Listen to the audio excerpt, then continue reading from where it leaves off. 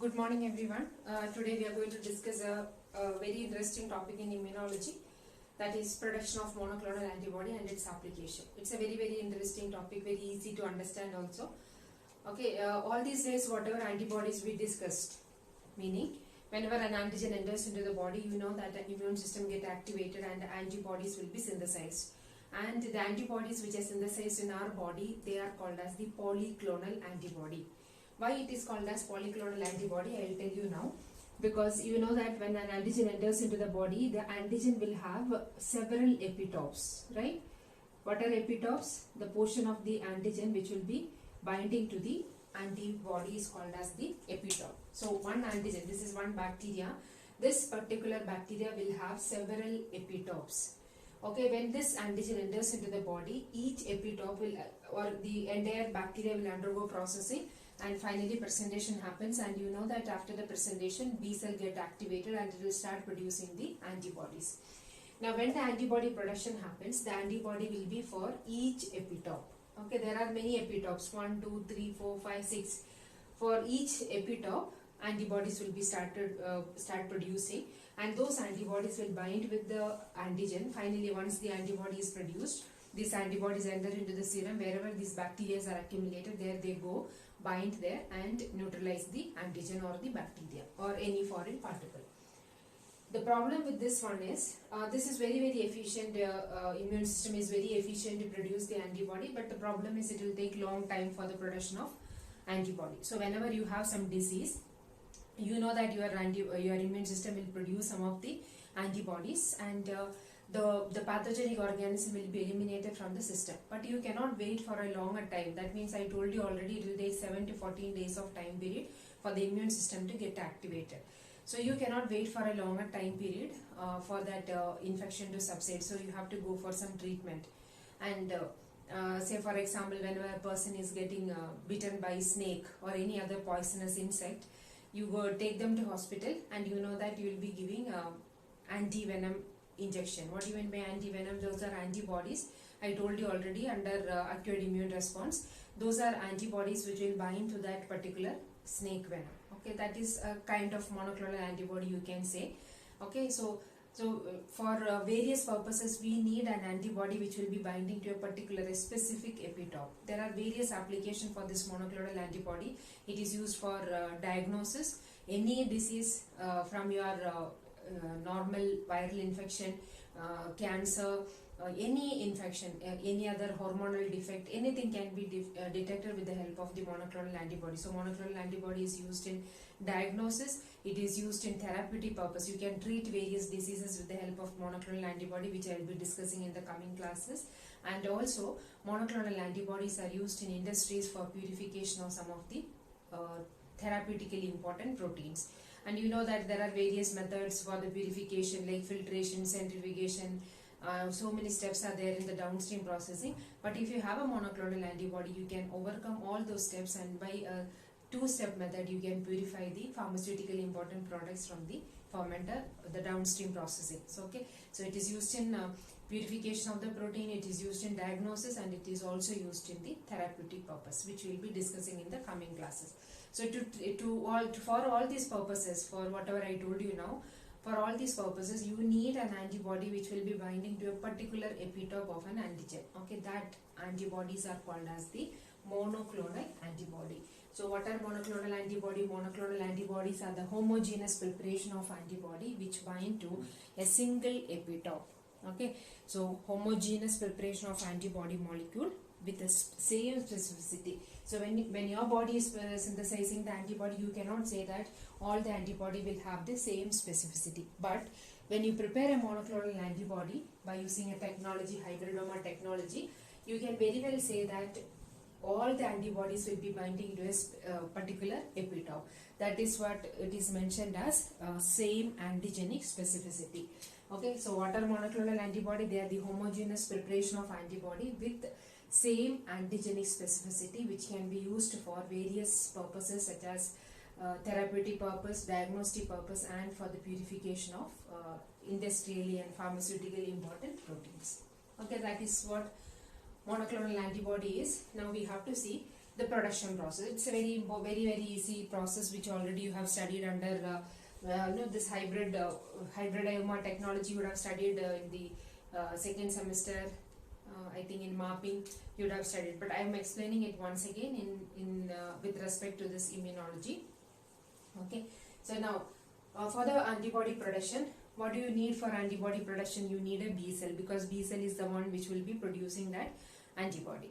And to stimulate the activation of a B cell for a particular epitope, what you need to do? You have to introduce an antigen. So this is an experimental system, or you can say that in the laboratory they will be producing monoclonal antibody in this particular process. There are various steps for the monoclonal antibody production. We are going to discuss with the first step of monoclonal antibody production. Whatever I have highlighted in red, they are these are the different steps involved in the monoclonal antibody production. Step number 1, immunization. What do you mean by immunization? So for whichever antigen you are going to produce a monoclonal antibody, that particular antigen you need to inject into the model system. Now the model system which is used is a healthy mouse you can be selected. That can be used as the model system. So you have to check various factors, whether the mouse is healthy, whether the immune system is proper, then you can select that animal and inject the antigen. Okay, so we'll take the example that you are going to use this monoclonal antibody for the diagnosis of cancer. Okay, so for the diagnosis of some liver cancer or thyroid cancer, so whichever antigen you are looking for, okay, that particular antigen you need to inject. No need of entire antigen also. A particular epitope of an antigen, very specific epitope of an antigen can be injected into the mice. Clear? First step of monoclonal antibody production is immunization. What you do in immunization, you will be injecting the antigen. The antigen is not injected alone. Antigen will be injected along with the enhancing compound. You remember what is that enhancing compound? Antigenicity or immunogenicity can be enhanced with the help of a compound called as adjuvant. You remember when I told you about the features of antigen, I told you that to enhance the antigenicity or immunogenicity of an antigen, you can inject adjuvant. What is adjuvant? There are two types: fruits incomplete adjuvant and the complete adjuvant, wherein mineral oil will be there. So when you inject that antigen along with the adjuvant, what happens is the antigen will be retained in the injected site for a longer time, which will enhance the immunogenicity. So always the antigen which will be injected into the mice, that will be mixed along with the adjuvant. Either complete adjuvant or incomplete adjuvant can be used, which will be injected into the mice. Now one injection is not sufficient, you need to give repeated injection. What is that repeated injection called as? Repeated injection procedure is called as the booster doses. Have you heard of it? So you must have seen that polio vaccination, when parents take the kids for polio vaccination, you must have seen that they will come, the advertisement will be coming frequently in the TV that there is polio vaccination and the parents will take them repeatedly there. That means it's a booster dose. Booster dose means one dose is not sufficient to activate the immune system, thereby you need to give repeated dose. That is called as the booster dose. So to enhance the proper antigen, proper B cell activation, you need to inject the antigen repeatedly. So the antigen will be repeatedly injected, and once after the injection they will take the serum and see whether the antibodies are produced. So you know that it will take 7 days of time period, minimum 7 days of time period. So after the repeated injection, after 7 days of time period, they take the serum and check whether the antibody level is optimum. Whenever the antibody level is optimum, we have to separate the B cells, because you are going to produce the monoclonal antibody artificially. You need the B cell. Where will you get the B cell? Can you tell me where will you get the B cell? What are the primary lymphoid organ? Bone marrow and the thymus. These are the place where the lymphocytes will undergo maturation. Once after maturation, where do they go? They move from the primary lymphoid organ to the secondary lymphoid organ. What are those secondary lymphoid organ? Lymph node, spleen, gut-associated lymphoid tissue, mucosal-associated lymphoid tissue. So you can take either lymph node or spleen. From this animal, you need to separate the spleen or lymph node, and from there you can separate the B cells. Okay. So the first method is immunization. After the immunization, when the antibody level is optimum, you have to separate the spleen. From the spleen, separate the B cell. Okay, now the B cell is ready for the antibody production. But the problem with the B cell is B cell cannot survive for a longer time. It will die after a particular time period because this is a normal cell. Only cancerous cells can stay for a longer time. So this is a normal cell. It cannot stay for a long time. So we have to make the B cell immortal. How will you make a cell immortal? To make a cell immortal, you have to make them cancerous. So to make them immortal, we have to fuse the B cell with the myeloma cell. What do you mean by myeloma? It's a cancerous cell. Now, from where will you get the cancerous cell? Usually, the cancerous cells will be prepared by injecting mineral oil into bulb C mice. Have you heard of bulb C mice? BALB-C mice. This is a laboratory inbred mice. Bulb C stands for Bax albino mice. Okay, this is also important thing. In interviews and all, they will ask what is that animal model system which is used for cancer study. This is an inbred strain of mice. The mice strain is called as the bulb C. What is bulb? Bulb stands for Bag. Bag is the scientist who created this inbred mice. Bax albino mice. Okay, bulb C mice is used because they very easily, because it's an inbred strain, very easily they will get the cancer. So for that purpose, mineral oil will be injected. Okay, mineral oil will be injected. Now this mineral oil that will induce the cancer. Okay, so mineral oil injection will induce the cancer, and thereby once after the injection with the mineral oil, you can separate the myeloma cells from the tumor. Polycyclic aromatic compound which is there in the mineral oil, that will activate the cancerous growth. And once after the injection with the mineral oil, you can see that there will be formation of tumor. From the tumor, you can separate the cancerous cells which are called as the myeloma cell. Now, you have to, that is the first step. Immunization step is over. Done. All of you understood the immunization step. For whichever disease identification or whichever diagnostic purpose you are using this monoclonal antibody, that particular antigen should be injected into the mice. Okay, so it can be, this can be used for various cancer diagnosis, and it can be used for AIDS, identification of HIV infection, and it can be used for as a drug delivery system. It can be used as an immunotoxin. There are various aspects are there. So for whichever disease or diagnostic purpose you are going to prepare the monoclonal antibody, you need to select the antigen, mix it with an adjuvant, inject it, booster doses will be given, and then separate the spleen or lymph node, isolate the B cell, and B cell is ready now, but we have to make them immortal because B cell will die after a particular time period. To make them immortal, we need to mix it with or fuse it with the myeloma cell. How will you create a myeloma cell? By injecting mineral oil into a bulb C mice. Bulb C mice is an inbred strain of mice. When you inject mineral oil, very easily they will get the cancerous growth, and separate the myeloma cell and fuse it. Now the second step of hybridoma technology is cell fusion. And you know what are the various methods of cell fusion. You remember what are the various methods of cell fusion. You can fuse the cells by using Sendai virus.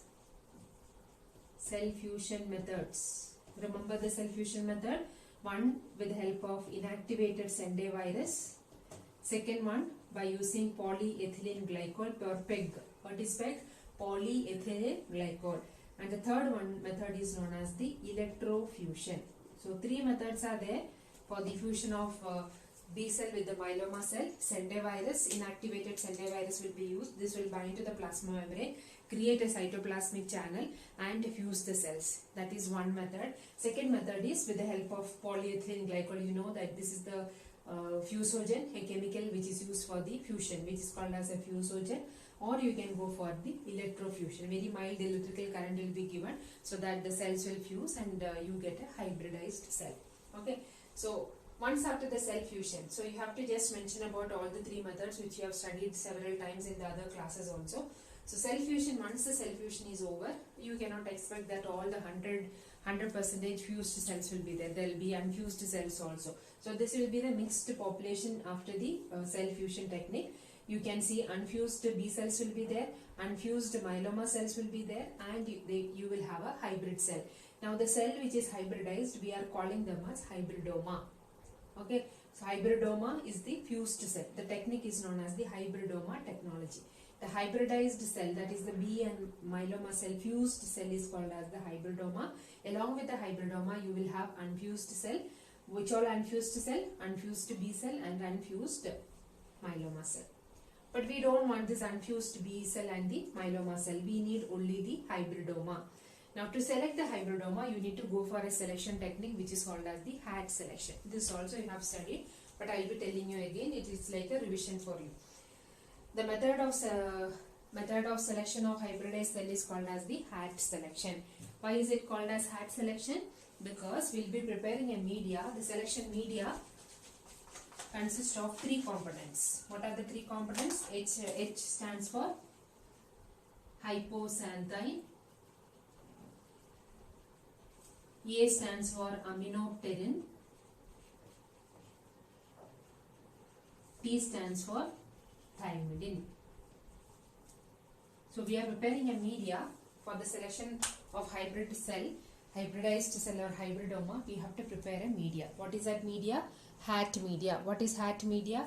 Hypoxanthine, aminopterin and thymidine media. HAG. This is the media.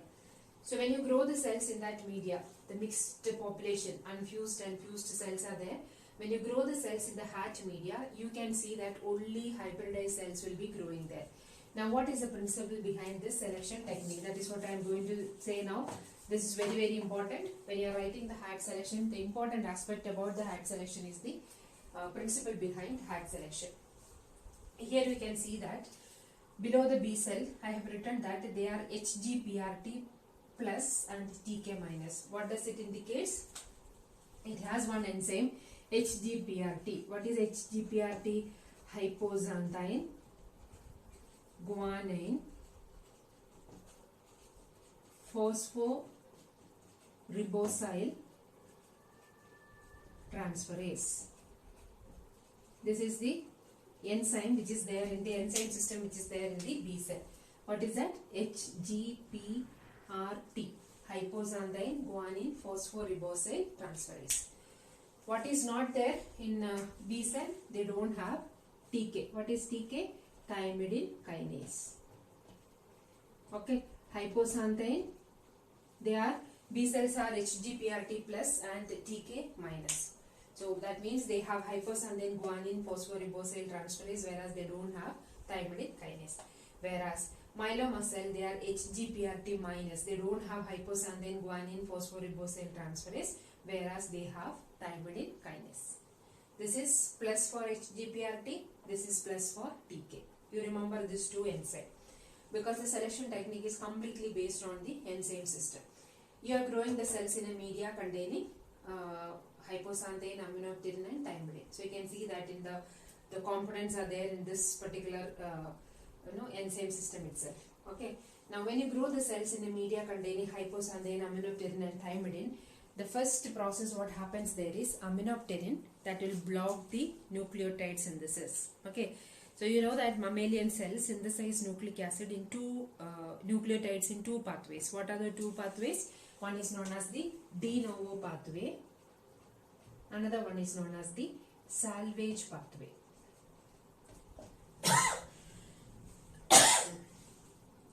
Excuse me. Mammalian cells synthesize nucleotides in 2 pathways. What are the 2 pathways? One is known as the de novo pathway. Another one is known as the salvage pathway. Okay, we are growing the cells in a media containing aminopterin, hypoxanthine, aminopterin and the thymidine. The second component of the media. What is the second component of the media? Aminopterin. What happens here is aminopterin will block the de novo pathway. What is the function of aminopterin? Aminopterin will block the de novo pathway. Okay, whenever the de novo synthesis is inhibited, the cells will enter. De novo pathway is inhibited by aminopterin. So de novo pathway that is inhibited. Inhibition can be written like this: inhibited by the aminopterin. Now once the de novo pathway is inhibited, the cells will enter into the next pathway. What is the next pathway? Salvage pathway. For the salvage pathway to happen, it needs 2 substrates Number one, first substrate which is needed for the salvage pathways, hypoxanthine. Second substrate which is needed is known as the thymidine.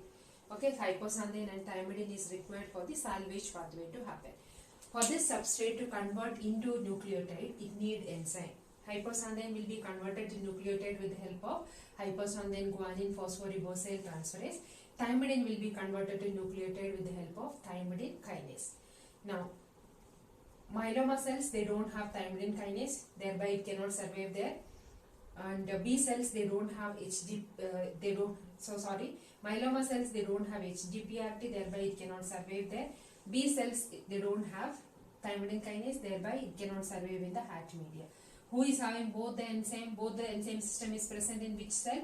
Only in hybridoma, they will have both HGPRT and the thymidine kinase. So you can mention here, below the hybridomas are HGPRT plus thymidine kinase. So whichever cells has both the enzyme HGPRT and thymidine kinase, they will be surviving in the media containing Hatt. All of you are clear with the principle behind this? The principle behind the Hatt selection is mammalian cell synthesize nucleotides by two pathways. What are those two pathways? De novo pathway and the salvage pathway. Now for the selection purpose, we are using a media called as Hatt media. Hatt consists of hypoxanthine, aminopterin and thymidine media. When you grow the cells in the Hatt media, the de novo pathway of nucleotide synthesis will be blocked because aminopterin can block the de novo pathway. Thereby, the cells will enter into the second pathway. What is that second pathway? Salvage pathway. So, for the salvage pathway to happen, it needs hypoxanthine and thymidine as the substrate which we have provided in the media. But this substrate gets converted to nucleotide only in the presence of the HGPRT and the TK. So, whichever cell, only the hybridized cells has HGPRT and TK, only those cells can survive in the Hatt media, whereas unfused cells, since they don't have the full complement of both the enzyme, they will die or they cannot survive in the Hatt media. Now the selection process is over. Your hybridomas are there in the culture media. So once you get the hybridoma, the next step, fourth step of your monoclonal antibody production is screening. You have to screen whether these hybridized cells are producing monoclonal antibody. Okay, now the fourth step, I think I can drop this part. Any doubt in this? I will explain it once again. The first step is immunization, immunizing the animal with the antigen along with the adjuvant, and you are taking another mice, injecting with mineral oil. They will develop cancer, separate the myeloma. From this immunized animal, you are separating the B cell and fusing the B cell and the myeloma cell. Why are you fusing B and myeloma cell? To make the cell immortal, you are fusing with the myeloma cell. And once after the fusion, you are selecting them in a Hatt selection media. Okay. So once you grow the cells in a Hatt media, only the hybrid cells can grow, and once the hybrid cells grow there, you have to screen them. Now we are going to see what is a screening method. The screening method which is used for, there are various methods. One example I will tell you, the method is called as the ELISA. What is ELISA? ELISA stands for Enzyme Linked Immunosorbent Assay. So this particular ELISA experiment, this was there in the syllabus for the practical. You people are missing all the practical. What to do? Okay, let corona go away fast. Enzyme linked immunosorbent assay is the one which is used for the screening method. Now, ELISA plate. Okay, so all these things I used to show the students in the lab. We have an ELISA plate. ELISA plate will have 96 wells. Okay. ELISA plate is known as the 96 well micro titer plate. Okay, so many wells will be there, 96 wells. I cannot draw all the 96 wells, I am just making how much ever is possible. Okay, so this is the micro titer plate. So to explain this process properly, I am making only one well here. Okay. The entire plate we are using, I am taking only one well so that you will understand it. Now to identify whether the hybridized cell is producing monoclonal antibody, that is what is called as screening. Selection is over, now you have to screen. What do you mean by screening? You are going to check whether the hybridized cell is producing or whether they are able to produce monoclonal antibody. For that purpose, first you need to culture the hybridized cells in a small animal cell culture media. grow the cells for some time. The myeloma cell, the hybridized cell which you are inoculating into the, this is the cell, hybridized cell, hybridoma. Inoculate into the culture media, the hybridoma will start secreting the antibody. Those antibodies will be there in the media. So from that culture vessel, you have to take the monoclonal antibody. So this is ready for testing. Now what you have to do is, into the ELISA microtiter plate, you have to immobilize or coat the well. You need to make a thin layer of coat or thin layer of antigen into the microtiter plate. So these are the microtiter plate. This is the enlarged form of one well. You have to immobilize the antigen. Tell me which antigen? The antigen what you have injected into the mice. Okay. Say for example, if you are going to detect hepatitis, liver cancer, whatever antigen you have injected, okay, that can be whichever antigen you are injected into the mice, that particular antigen you need to coat it into the microtiter plate. Okay. You are immobilizing that antigen into the microtiter plate. Once it is immobilized, you need to add the monoclonal antibody what you have prepared from the hybridized cell. After the selection, whatever hybridized cell you have, culture them, they prepare they synthesize the antibody, take the media, separate the monoclonal antibody, add the monoclonal antibody into the microtiter plate. Okay. So if it is producing the monoclonal antibody, it will bind here. Okay, this is the positive one. For understanding, I will make one more negative one.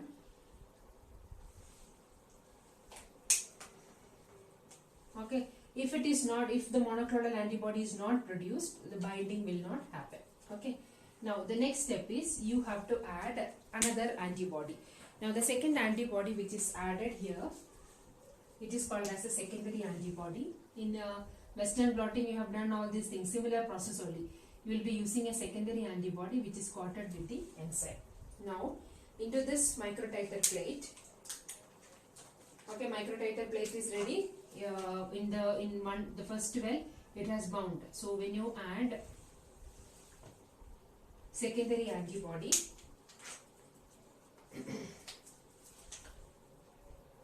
since secondary antibody or the antibody which is conjugated with the enzyme is very specific for the first antibody, it will bind there.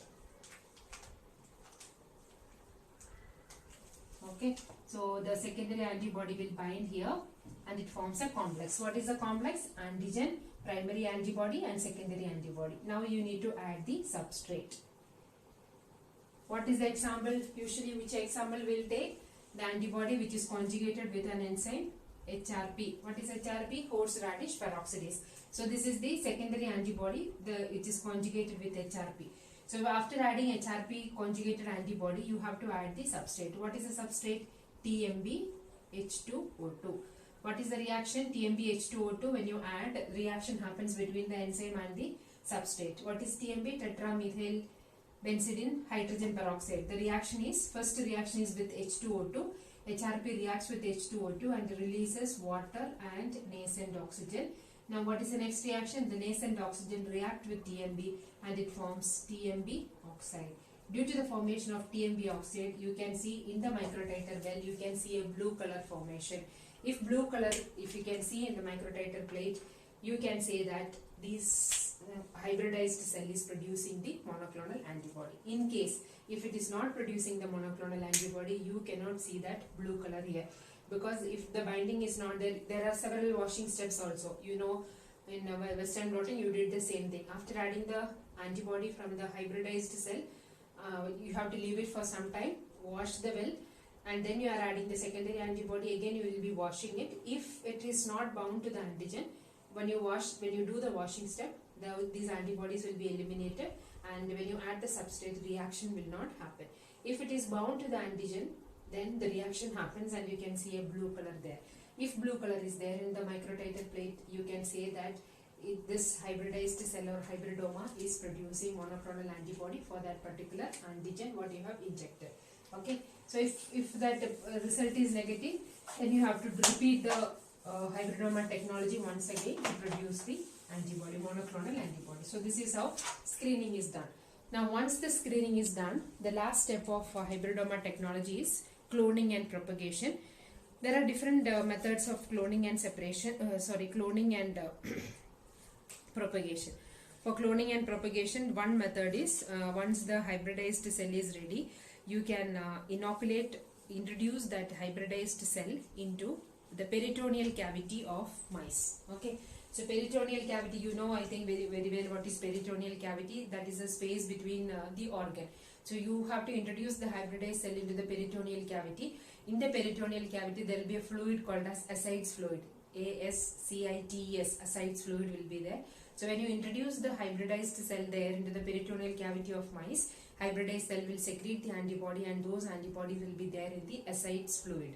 So you can separate the monoclonal antibody from the animal model system. But the animal will be irritated, or the animal will have several problems when you are introducing a cell into the peritoneal cavity. So to overcome that, they are using all the other animal cell culture technique. The other techniques are you can culture the hybridized cells in a large scale manner, that is in the fermenter you can culture and produce the monoclonal antibody. And to retain the hybridized cell for a longer time, and to avoid the harm for the hybridized cell, you can go for an immobilization technique, which I told you already.